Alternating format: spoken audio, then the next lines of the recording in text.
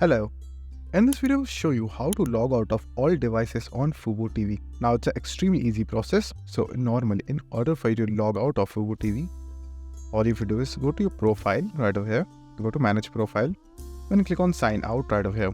Now if you have multiple devices connected with your main account, you will have the option of sign out all. So choose that option, and if you're unable to see that option, instead, what you have to do is just simply go to your account section by going to the settings option, then my account, and right over here you will have the option of password. So click on change password, and then just simply change the password of your entire account. Once you will do that, it will force all of your accounts that are signed in multiple devices or browsers to automatically sign out. So just simply change your password and click on save. Once you will do that process, besides this particular browser, all the browsers and applications that your account is logged in will be signed out. So that's it. And if this video was helpful, please consider subscribing and liking the video.